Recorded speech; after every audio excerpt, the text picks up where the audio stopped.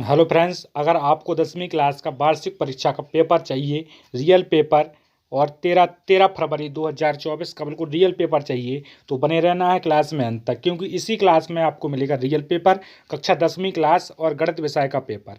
Section जितने भी हैं, set A B C D, सभी में यही पेपर पूछा जाएगा। सेट जितने भी हैं सब फालतू के सेट बनाए गए हैं, पेपर वही चलता है सब में, तो आपको इस क्लास में अंत तक रहना है, क्योंकि इसी क्लास में आपको मिलेगा पेपर असली।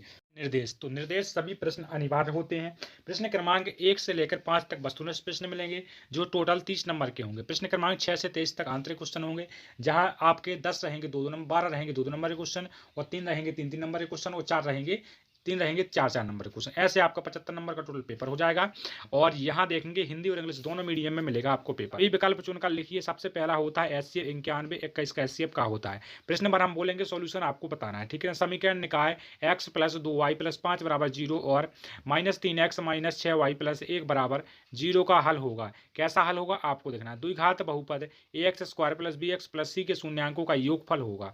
द्विघात समीकरण x² - 4x + x के विविध कर का मान बताना है, ठीक है। पांचवा होता है एक वृत्त के किसी बिंदु पर खींची गई स्पर्श रेखाओं की संख्या क्या होगी। बिंदु 0, 5 एवं -5, 0 के बीच की दूरी क्या होगी। इस प्रकार से आपको देखना है। ये इंग्लिश मीडियम में है। अब हिंदी मीडियम वाला रिक्त स्थानों की पूर्ति कीजिए। रिक्त स्थान में पहला होता है द्विघात बहुपद के ... शून्यांक होंगे बता देना है। दूसरा होता है श्रीधराचार्य के एक सूत्र प्रतिपादित किया, जिसे अब ... के रूप में जाना जाता है। समांतर श्रेणी 5, 10, 15 ... का 10वां पद कौन सा होगा। सभी त्रिभुज समरूप होते हैं कि नहीं होते हैं, ये बताना। कौन से त्रिभुज सभी समरूप होते हैं। एक निश्चित घटना की प्रायिकता क्या होती है।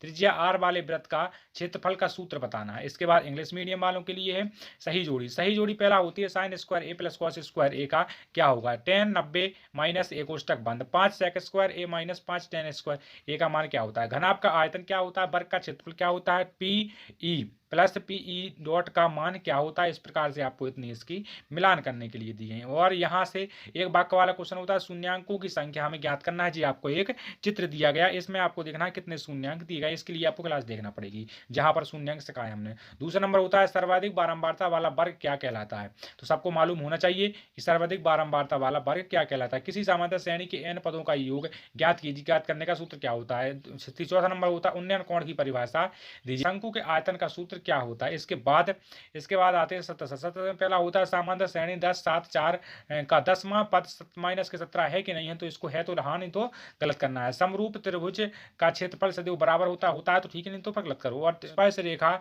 ही छेदक रेखा होती है कि नहीं होती है, ठीक है ना। अर्धगोले का आयतन बराबर 4/3 πr² होता है कि नहीं होता है। फिर देखना है 5वां नंबर कोण थीटा वाली त्रिज्या खंड के संगत चाप की लंबाई क्या होती है। θ/360 × 2πr²। और 6वां नंबर होता है दो समरूप त्रिभुजों की संगत भुजाओं के समानुपाती होती है कि नहीं होती हैं। और इसके बाद देखेंगे 6वां नंबर 140। अब क्वेश्चन आंसर चालू हो रहे हैं। एक होता है 140 को आवाज गुणनखंडों के गुणनखंड के रूप में व्यक्त कीजिए। इसका HCF 306, 657 = 9 दिया गया है, तो इसका LCM हमें ज्ञात करना है। 7वां नंबर क्वेश्चन होता है 4u² + 8u के शून्यांक ज्ञात कीजिए। बहुपद 15x² + 12x + 7 के शून्यांकों के गुणनफल ज्ञात कीजिए। और इसके बाद 8 a1/e2, b1/b2 और c1/c2 की तुलना कर ज्ञात कीजिए कि निम्न रेखाएं एक बिंदु पर प्रतिच्छेद करती हैं, समांतर है अथवा समपाती है। इसके समीकरण दिए गए हैं, इन दोनों समीकरणों से आपको बताना है, ठीक है ना। इसके बाद होता है रेखित समीकरण का युग्म ज्ञात कीजिए। तो रेखित समीकरण का युग्म यहीं से ज्ञात हो जाएगा।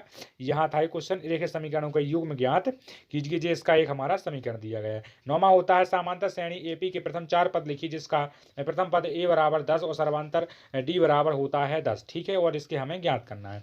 या करके होता है समांतर श्रेणी -5, -1 और 3, 7 का प्रथम और सर्वांतर क्या होगा। 10वां होता है दो त्रिभुजों की समरूपता के लिए आवश्यक प्रतिबंध क्या होते हैं। 11वां होता है थेल्स प्रमेय का कथन क्या है।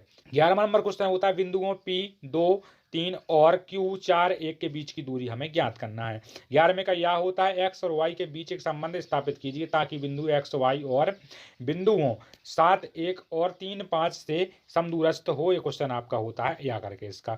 12वां नंबर होता है बिंदुओं a, b और -a - b के मध्य बिंदु ज्ञात कीजिए। या करके होता है हमें उस बिंदु के निर्देशांक ज्ञात करना है जो -1, 7 और 4 - 3 को मिलाने वाले रेखाखंड को 2:3 के अनुपात में विभाजित करती होती है तो वो कहलाती है। ठीक है ना। और इसके बाद 13वां नंबर क्वेश्चन होता है साइन ए बराबर 3/4 तो कॉस ए और tan ए के मान को परिकलित कीजिए। क्वेश्चन का या नंबर का क्वेश्चन होता है एक समकोण त्रिभुज ABC में जिसका कोण 20 समकोण होता है यदि tan ए बराबर 1 तो सत्यापित कीजिए कि 2 साइन इंटू कॉस इंटू बराबर 1 होता है कि नहीं होता है।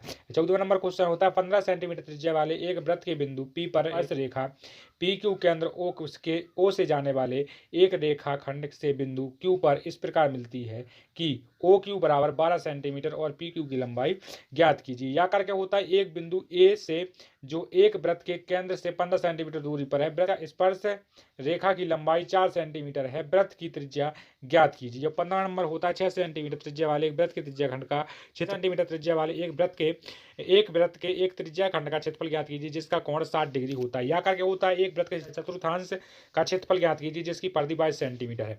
16वां होता है एक पासे को एक बार फेंकने पर अभाज्य संख्या आने की प्रायिकता क्या होती है। एक डिब्बे में 5 लाल 8 हरे और 5 लाल 8 सफेद और 4 हरे कंचे हैं तो इस डब्बे में एक कंचा यादृच्छिक निकाला जाता है, सफेद कंचे आने की प्रायिकता क्या हो सकती है। ठीक है ना। 17वां नंबर होता है यदि PE बराबर 0.05 है तो PE नहीं होने की प्रायिकता क्या होती है। PE नहीं होने की प्रायिकता क्या है। एक पासे को एक बार फेंकने पर विषम संख्या आने की प्रायिकता क्या हो सकती है। इसके बाद देखिए कि 3√2 एक अपरिमेय संख्या है कि नहीं है। 5 पार्ट का जांच कीजिए कि क्या किसी प्राकृतिक संख्या n के लिए 6n अंक 0 पर समाप्त हो सकता है कि नहीं हो सकता। दोनों सवाल बहुत ही सरल होते हैं।